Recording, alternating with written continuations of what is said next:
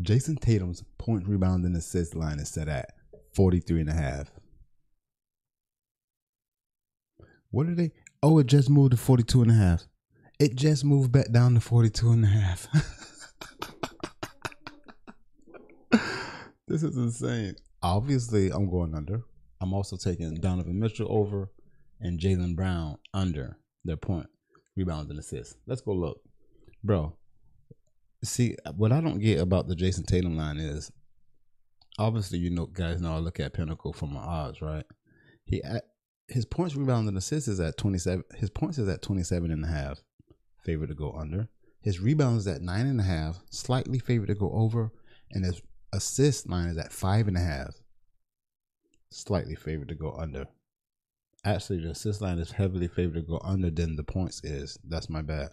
However, if you give him 27 points, 9 rebounds, and 5 assists, 27 points, 9 rebounds, and 5 assists, it's not over 41.5. I'm taking him under 41.5 or higher anytime I see it. You guys know I've done it multiple times. And again, his line keeps going up. I don't get it.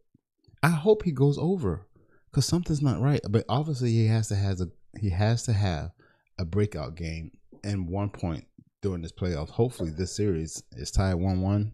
This is game 3. This would be the perfect time for him to do so. But you already know I'm taking his ad under. Look, Jaylen Brown, his points, rebound, and assist line is too high as well. But the thing about Jaylen Brown, he can catch fire early, quickly, but he just doesn't do it often enough. Jaylen Brown is not who this line believes he is. You know what I mean? It was 35.5 the other day when it went over. I missed it once, but I've been playing both of these under, especially when his is at 34.5, 35.5. It's at 33.5. I'm gonna take it again. Let's look at his field goal. He averages 17 shots a game, but he's shooting 51%. So you need to take 17 shots a game and hit 51%. You need to hit a little bit more than that because in the last game you took 17 shots. You shot 41%. You shot 67% and went over. I was pretty sure that you would not go 12 for 18 again in this game. Obviously, going 7 for 17. But look, previously, even when he does have a decent game, 11 for 19, you know what I mean? But he's shooting 51%, which means on any given game, he's going under 51%.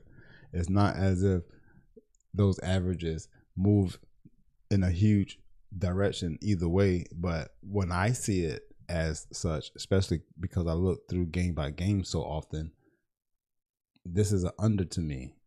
Not only that, this man does not, he doesn't assist, he doesn't pass the ball at all. And his rebounds are always at 7.5 for some reason. Where they at? 6.5? Come on, bro. So again, you can look at his points at 24, slightly favored to go under. Let's give him 23 points. Let's give him 23 points, okay? And 5 rebounds. It's at 6.5. It's favored to go under. Give him 6. That's 29. How many assists does he need to get to 34, 35? He doesn't pass the ball. His assist line is at 2.5. 33.5 is too high for Jaylen Brown. Over. I'm sorry. Under. Jayson Tatum, points, rebounds, and assists, and Jaylen Brown, points, rebounds, and assists. You got to keep taking them over until they prove me otherwise. Hey, next is obviously Donovan Mitchell, and we're on his PRAs as well. It's at 40.5. The over is at -106, and the under slightly favored at -112. But obviously, this is all they have. And then you see what he's done in the last 5 games. This number is high. I saw it at 39. Did I get it at 39? Wait, no, I got it at 40, but I'm pretty sure I saw it at 39. I got it at 40.5. I'm still going over. Like, this is what all Cleveland has, and this is what they need him to do. At 40.5, he's covered it in 4 straight games. Obviously, just the last 2 games was Boston. But I want to see how many shots he took. He averaging 26. God damn. But he only took 19 shots here. All right. Hit 53%, 10 and 19. That's not bad at all. 12 for 25, 11 for 27. That was the final game against Cleveland. But with these two, he shoot 48% and 53%. Let's go head to head and see what he's done throughout the regular season. He punished them too in the regular season.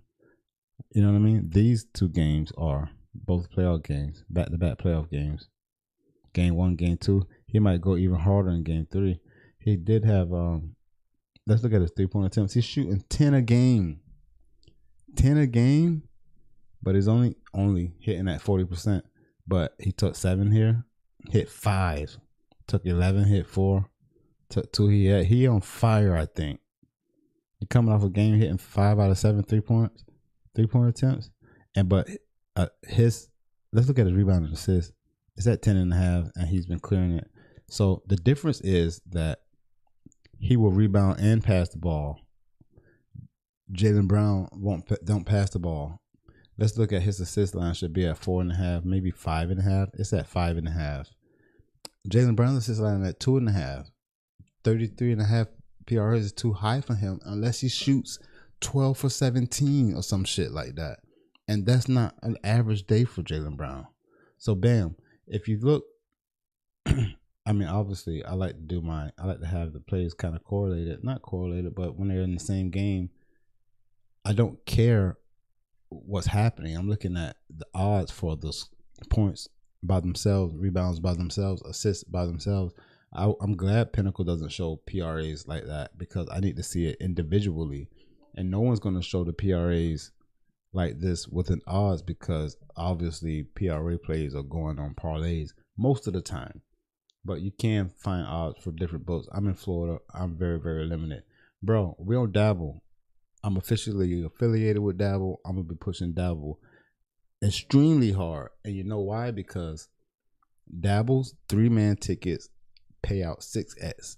If you play a 3-man ticket for $100, would you rather win $500 or $600? It's a no-brainer. Dabble is one of the only books that pay out 6x for every 3-pick that you play.